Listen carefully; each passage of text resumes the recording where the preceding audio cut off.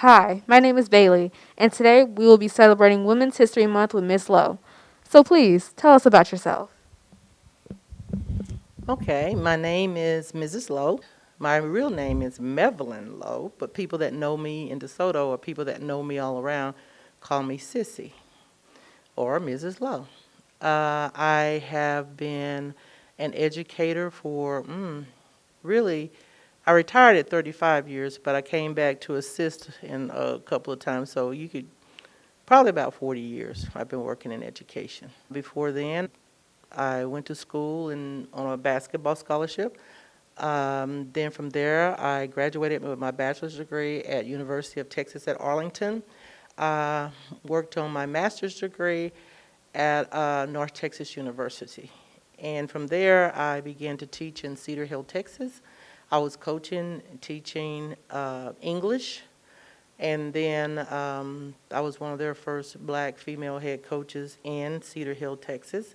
Then from there, when I left Cedar Hill, I became an administrator, and I came to DeSoto and have been in DeSoto ever since.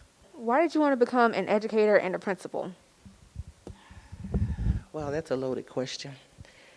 It's not that I ever wanted to become a principal, but every time I was in different roles as an educator, people always put me in charge. So that was kind of one of the natural steps. But to back up and to answer the first question, the reason I wanted to become an educator is because when I grew up, I went to Dunbar from elementary all the way to middle school. Then, which was pretty much a 99.9% black situation, all right? My teachers were black, students were black. I think we may have only had one Anglo student in the school. And then when I was going from my 7th grade year to my 8th grade year, my mom thought the city was getting a little bit too rough, so we moved back to her hometown, which was Maypearl. Small country town that didn't even have a blinking light. Matter of fact, probably one good stop sign. And I went from an all-black situation to an all-white situation, which was total cultural shock. But what was even worse, I think, for me was there, and I had relatives there, but they didn't expect us to achieve. If you were African American, they really didn't have very much expectations for you. And what I mean by that is that my brother wound up being, he really should have been the valedictorian of the school, which he would have been the first black valedictorian there. But they let an Anglo lady move in mid-year, and she wound up being valedictorian, and he wound up being salutatorian. Even from that point, one of the family members of the young man who was going to be third in line, they came to my brother, wanted to know if he would bow out or they could buy his salutatorianship because they didn't really expect him to go to college. Not only that, the counselor who's supposed to give you your college information never gave my mom any information. The way my mom found out about the information was through word of mouth when we were sitting at some of the games. So she went and she inquired. She asked the counselor about my brother going to college and college information, and the counselor told her, and I really wasn't paying attention at first, until the counselor said to my mom, well, Stephen's not going to be able to go to college unless he go to one of those colleges that has a resource program. That got my attention. I'm like, huh? My brother should have been valedictorian, going to be salutatorian in school, and you're going to tell her that he can't go to college unless he's going to go to one that has a resource program? Then she looked at me and told my mom that I, which I was second oldest in my family, wouldn't be able to go to college unless I went to a black girls' school. Now, I want you to understand, that got my attention because you talk about inspiration. I am different from most people where you have people that hype you up, your cheerleader. Well, I was more of a, when you tell me I can't do something, then I'm going to show you that I can do something. And then from that day forth, I decided that I was going to go to college because I really didn't want to. I had no plans of going to college. I said, man, once I get these 2 years under my belt, I'm out of here. But when she said that, that just struck a nerve in me. And so I said, matter of fact, not only am I going to go to college, but I'm going to be a teacher, and I will never tell any student what they're not capable of being. So she motivated me to do that. Can you tell us about some of your accomplishments? Oh, we're talking in education or when? No, I'm just being facetious. Um, okay, so in education, one of the things that I did was I kind of broke the race barrier in Cedar Hill at that time because they were majority Anglo, where I did become the first black coach, female head coach in their district. And I coached basketball, volleyball, track, and cross country. Then I came to DeSoto as an assistant principal.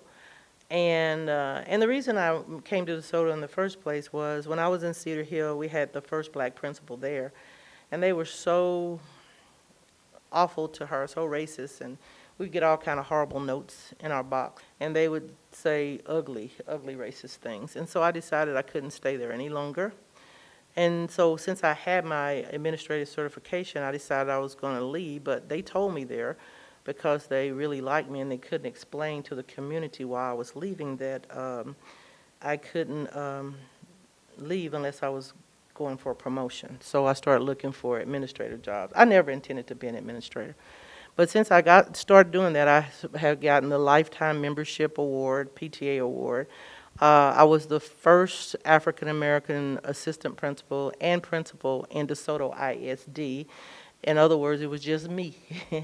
And so to the point that they would come to the campus to look at me to see what I looked like being the first African-American.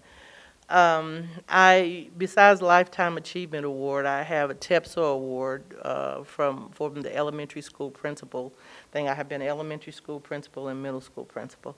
Also received the Trailblazers Award from the South Dallas Women's Organization, as well as from the Texas Music Association, one of the distinguished awards from there. So I have all kinds of different awards, but that is my biggest reward, I think, award is being able to serve the students and to make a difference in them. Did you have a lot of support being a female principal? Okay, now that's a double-edged sword. No, I didn't, because I was the first African-American assistant principal, and then I was the first African-American principal, and I started at Northside Elementary, which was really funny, and I had different board members who wanted to come over and tell me how to run the school or show me how to, because the funny thing is that it seems like most people automatically think you're incompetent. My first assistant principal's job at East, the man, he didn't want me as his assistant principal. He wanted someone else. And he decided that he was going to call the new superintendent coming in to see if there was a way that he could block me being the assistant principal. But Mr. Moats, who is named, Moats Elementary is named after him, decided that it was time for a change in DeSoto because DeSoto was 30% African American at that time. So he decided that we needed some role models that looked like the students. So he decided to make that change. So I, had different roadblocks and thrown at me in all different kinds of ways, but I learned very quickly to always ask a lot of different people the same question, to always cross my T's, dot my I's, to make sure that I was always legal and always up front with what was going on. Did you think you would rise to this level of success in your career? No, and I never thought about success in general. I just had that same different little mantras in my mind, like always treat people like you want to be treated. Never tell anybody what they can't be or try to put a box around them.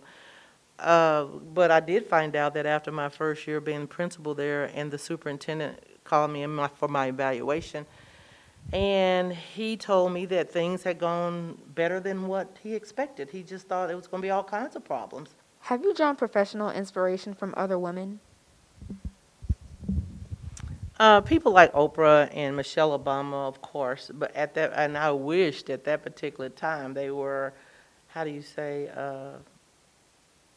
I wish that they were out there, because it's just most recently that you see these people. But at that particular time, it was just pretty much me. So, especially in a district the size of DeSoto, and I really kind of shocked that there was no one else. What would you tell young women that are starting to work? Number one, I would say be dependable, be on time, be on top of your game as far as knowing all of the how do you say, best practices or new trends that are coming. But just make sure that you're a dependable employee, that you handle your business, that you're not involved in the drama, in the office area, and just again be a good employee. What is one thing you knew about women and work that you wish you would have known earlier? How hard it is. Because women in work, oftentimes you're juggling a family too.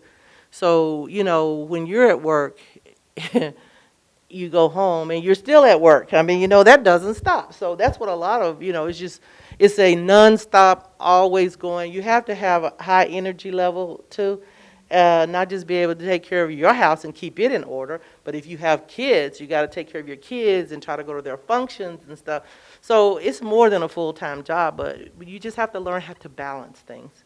You have to learn how to balance, and I would just tell any young person, you always have to have a balance. You have to be able to take care of yourself physically, mentally, handle your household, handle your job to a high level. What is one thing you wish more people knew about women in the workplace? Again, how difficult it is. Some people think that that what we do is just very easy, but to think about all the things that we juggle, and sometimes I think back and wonder, how did I do it? Working full time and being a principal is it's not really you don't really have a specific start time and stop time. It's just when you get the job done. But then when you leave, then you go home. If you're married and if you have kids, the job is, there too. What do you think are the biggest challenges for women in future in your career field? The biggest challenge always for a female is just to be taken seriously. Just to be taken seriously by the opposite sex. Sometimes if you look a certain way, you dress a certain way, it doesn't matter what kind of credentials you have behind your name. It's just being taken seriously.